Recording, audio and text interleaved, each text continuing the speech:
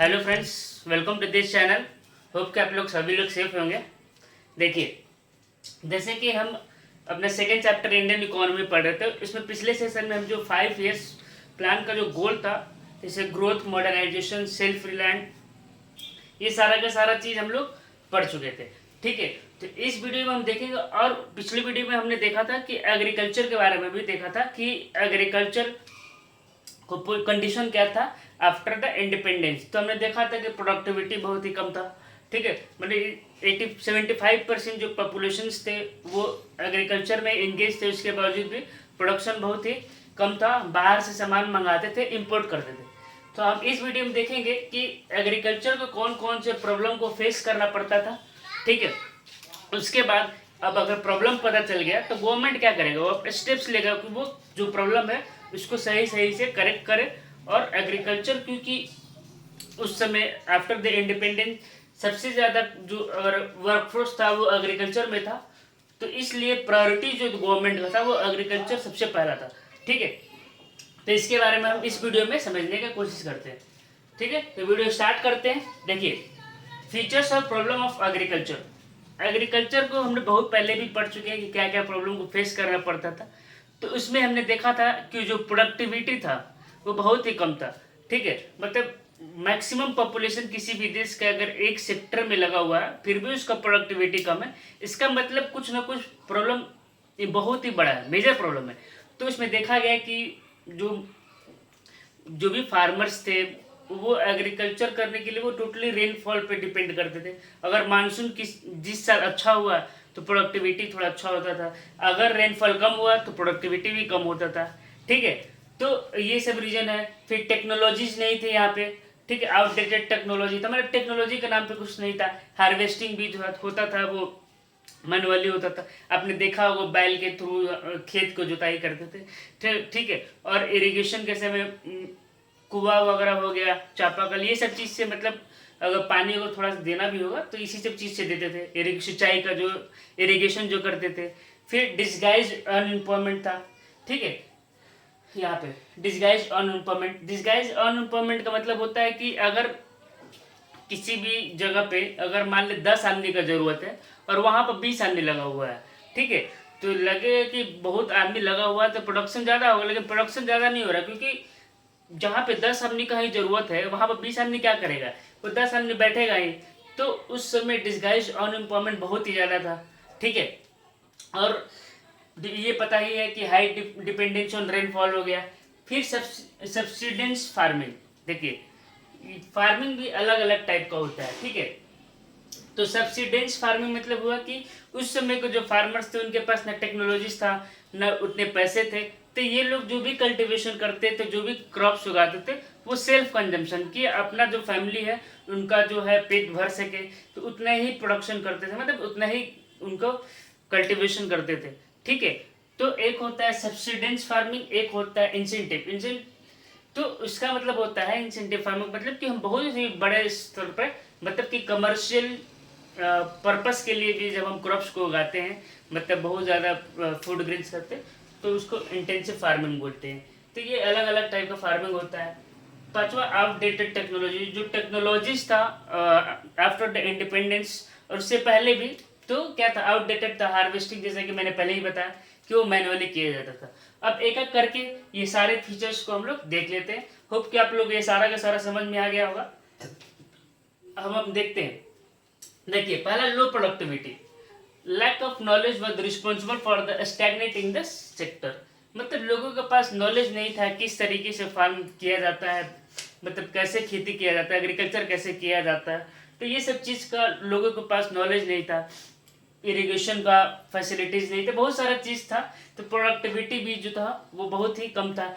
जो सीड्स थे वो हाई सीड्स नहीं थे, जो हम लोग बाद में जब ग्रीन रेवोल्यूशन हुआ तो हाई यील्ड सीड जो है हम यूज किए, जिसके कारण प्रोडक्शन ज़्यादा हुआ।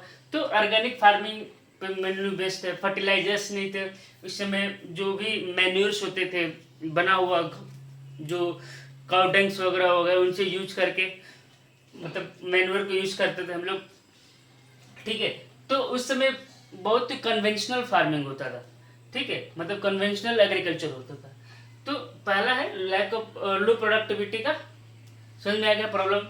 दूसरा disguise unemployment, it refers to a situation where the more people are engaged in the work then the actual needed.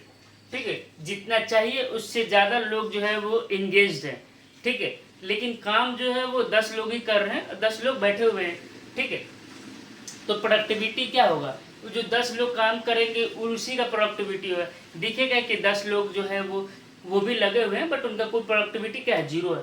तो इस तरह एम्प्लॉयमेंट भी अलग अलग टाइप का होता है, सीजनल होता है, वॉलेंट्री होता है, इनवॉलेंट्री होता है। तो अलग अलग टाइप का हम लोग एम्प्लॉयमेंट जो है वो हम लोग मैक्रो इकोनॉमिक्स में पढ़ चुके हैं।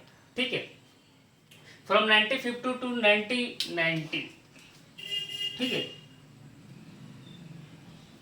1950 से 1990 तक जो डिसगाइज्ड अनएम्प्लॉयमेंट था वो पूरा इकोनॉमी में प्रीवियस था। मतलब बहुत सारे लोग जो है इसी तरीके 10 लोग क्या है वो अनएम्प्लॉयड है, तो अनएम्प्लॉयड का भी तो बोझ जो है बर्डन है वो फैमिली पे आ रहा है 10 लोगों पे। तो इस तरीके से गरीबी भी था, बहुत ही ज़्यादा होता था, क्योंकि लोग 10 ही लोग काम कर रहे हैं, 10 लोग तो बैठ के खा रहे हैं, तो क्या गरीबी होगा ही होगा। ठीक है, तीसरा high dependence on rainfall, most of the farmer was mainly depend on the rainfall. The year in which the rainfall happened, the productivity less rainfall happened, the productivity decreased. Due to this, the large number of the people died due to the famine. ठीक है, इसका मतलब हुआ कि जो most of the populations थे, जो farmers थे, वो एग्रीकल्चर करने के लिए वो रेनफॉल पे ही डिपेंड करते थे। तो मानसून अच्छा होगा तो प्रोडक्टिविटी अच्छा होता था, जिस साल मानसून कम होता था प्रोडक्टिविटी भी कम हो जाता है, तो जिसके कारण जो है गरीबी, भूखमरी, फेमिन ये सब आते थे और बहुत सारे लोग मरते थे उस समय पर। ठीक है, चौथा सब्सिडेंस फार्मिंग, ये पहले ही बता दिया कि मतलब क्रॉप्स करना, it means growing crops for the self consumption, मतलब अपने लिए, मतलब अपने परिवार के लिए बस सब उगाना। ठीक है, एग्रीकल्चर करना, इससे क्या होगा, इनके पास इनकम नहीं आएगा, इनकम नहीं आएगा तो वो कुछ दूसरा चीज़, ज़रूरत का चीज़ नहीं खरीद सकते हैं। अगर आपके पास इनकम नहीं होगा तो जो भी देश प्रोडक्शन कर रहा है उसको आप परचेज नहीं करेंगे, देश का भी लॉस होगा। ठीक है, स्टैंडर्ड ऑफ लिविंग नहीं बढ़ेगा, तो जीडीपी नहीं बढ़ेगा। तो सब्सिस्टेंस फार्मिंग था उस समय पे बहुत ही ज़्यादा। ठीक है, फिर पांचवा है आउटडेटेड टेक्नोलॉजी। टेक्नोलॉजी जो थे वो आउटडेटेड था, बहुत पहले का था, कन्वेंशनल था हर चीज़, जैसे कि मैंने सब कुछ बता दिया आपको। हार्वेस्टिंग जैसे कि बैल से करते थे, गाय, ये सब चीज़ से करते थे।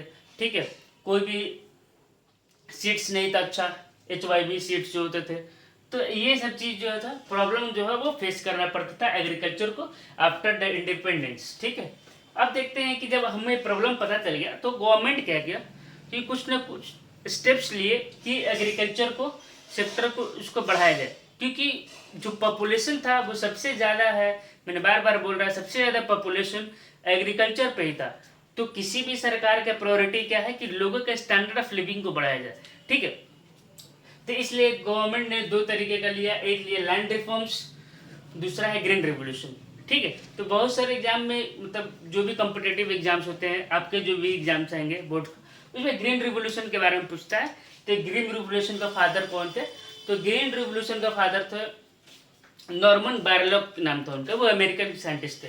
ठीक है, और इंडिया में ग्रीन रेवोल्यूशन का जो फादर है MS स्वामीनाथन जी हैं। ठीक है, तो याद रखिएगा आप, ग्रीन रेवोल्यूशन हम आगे डील करेंगे, पहले हम लैंड रिफॉर्म्स में देखेंगे कि गवर्नमेंट ने क्या क्या स्टेप्स लिए। जो लैंड रिफॉर्म्स था वो ड्यूरिंग इंडिपेंडेंस के समय पे, और उससे पहले जो ब्रिटिशर्स भी थे उस समय क्या था, जमींदारी सिस्टम। ठीक है, आपको पहले ही बताया कि जो जमींदार होते, अंग्रेज जो है वो जमींदार को अपॉइंट कर दिए, और एक जो जमींदार होता था वो अंग्रेज और जो फार्मर्स थे, पीजेंट्स थे, उनके बीच एक इंटरमीडिएटरीज का काम करता था।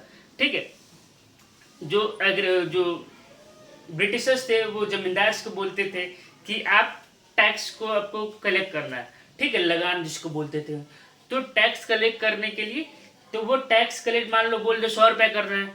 ठीक है, लेकिन जो जमींदार होते थे वो 100 से ज़्यादा टैक्स कलेक्ट करते थे जो पीजेंट्स होते थे उनसे, इसलिए बहुत ही ज़्यादा प्रॉब्लम पीजेंट्स को फेस करना पड़ता था, क्योंकि जो ब्रिटिशर्स थे वो लिमिट, मतलब जो जमींदार थे वो कोई लिमिट नहीं लगाए थे, उनका जितना मन करता था उतना वो टैक्स कलेक्ट कर लेते थे।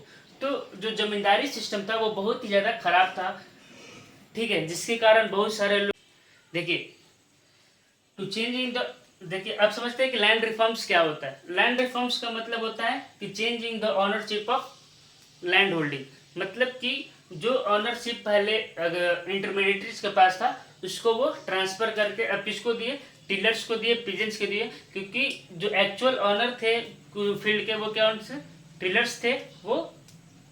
ठीक है, तो सरकार ने स्टेप्स ये लिया कि ऑनरशिप को ट्रांसफर करना है। ये ऑनरशिप क्यों ट्रांसफर किया गया, क्योंकि मोस्ट ऑफ द जो पॉपुलेशन था वो एग्रीकल्चर के ऊपर डिपेंड करता था, और किसी भी देश का जो मोस्ट इंपॉर्टेंट एसेट्स होता है वो वहाँ के लोग होते हैं। तो सरकार ने ये रियलाइज किया और उन्होंने सोचा कि सारा जो एक्चुअल ऑनर है वो उनको प्रोवाइड किया जाए लैंड को, ना कि जो बीच में इंटरमीडिएटरीज आए वो मनमाने ढंग से वो अपने अंदर जो है जो लैंड होल्डिंग किए हुए। ठीक है, तो स्टेप्स इसलिए लिया क्योंकि पॉपुलेशन जो है मेजोरिटी एग्रीकल्चर पे था, और दूसरा जो ऑब्जेक्टिव था इक्विटी इन एग्रीकल्चर का उसको फुलफिल कर पाए। ठीक है, क्योंकि जो 5 ईयर्स प्लान का जो गोल था वो क्या था, इक्विटी भी था। इक्विटी मतलब कि आप स्टैंडर्ड ऑफ लिविंग जो है वो पीजेंट्स का उनका बढ़ाएं, इनका इनकम इंक्रीज हो, इनकम इंक्रीज होगा तभी तो हमारा जीडीपी जो है वो भी इंक्रीज होगा। ठीक है, तो आप देखते हैं कि ये लैंड रिफॉर्म्स के में लिया गया ये सब सारा स्टेप, और इंटरमीडिएटरीज को एबॉलिश किया गया। ये एबॉलिश क्यों किया गया, ताकि जो भी इंसेंटिव गवर्नमेंट के द्वारा प्रोवाइड किया जाएगा वो एक्चुअल ऑनर को मिले, ना कि ये इंटरमीडिएटरीज को मिले। ठीक है, तो एक्चुअल ऑनर को मिलेगा तो वो क्या होगा, एक्चुअल ऑनर मन लगा के काम करेंगे और एग्रीकल्चर में ग्रोथ भी होगा। ठीक है, the step was taken by government to give the incentive to actual tiller to make improvement. दूसरा, the evolution of intermediaries brought 200 lakh tenants into the direct contact with government. अगर जो intermediaries हट जाएंगे तो अब जो एक्चुअल ऑनर है उनके और गवर्नमेंट के बीच जो है वो संपर्क बन पाएगा, कम्युनिकेशन बन पाएगा, और अलग अलग स्टेप्स लिए जाएंगे सरकार के द्वारा, और उनको बताया जाएगा कैसे एग्रीकल्चर्स को बढ़ाना है। जो भी स्कीम आएगा उनका बेनिफिट जो है वो डायरेक्ट जो है पीजेंट्स को मिलेगा। ठीक है, तीसरा, ownership granted to the tenants give him. अगर आपका जो है मलकाना हक छीना गया, मतलब आप अगर उस किसी भी चीज़ के ऑनर है बट उससे आपको हटा दिया गया, दूसरे को ऑनर दे दिया गया, बट जब आपको आपके जो संपत्ति आपके एसेट्स पे आपका अधिकार हो जाएगा तो आप, ठीक है, तो आप अच्छा फील करेंगे और अपने 100% किसी भी चीज़ में आप देंगे। क्योंकि पहले क्या था, जितना प्रोडक्शन होता था उसका मोस्ट ऑफ द जो है टैक्स लगान के रूप में इंटरमीडिएटरीज लेके चले जाते थे, बट यहाँ पे क्या हुआ, सरकार जो है वो एक्चुअल ऑनर टीजेंट्स को बना दिया। ठीक है, मतलब जो एक्चुअल ऑनर थे, जो फार्मर्स थे, वो उनका अपना ऑनरशिप राइट भी मिल गया, तो वो मन लगा के काम करेंगे। तो इससे क्या होगा, मन लगा के काम करेंगे तो प्रोडक्टिविटी बढ़ेगा, आउटपुट जो है वो इंक्रीज होगा।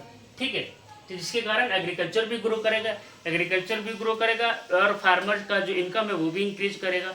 ठीक, और इससे स्टैंडर्ड ऑफ लिविंग बढ़ेगा तो लोग खर्च करेंगे अलग अलग जगह से, तो उसका क्या होगा, जीडीपी बढ़ेगा, देश बढ़ेगा। ठीक है, तो होप कि आपको ये पूरी तरीके से समझ में आया होगा। अब हम नेक्स्ट वीडियो में ग्रीन रिवोल्यूशन, लैंड सीलिंग, इसके बारे में समझेंगे क्या होता है। अगर आप मेरा वीडियो पसंद आ रहा है तो आप लोगों के साथ शेयर करें। इस वीडियो में इतना ही। Thank you so much.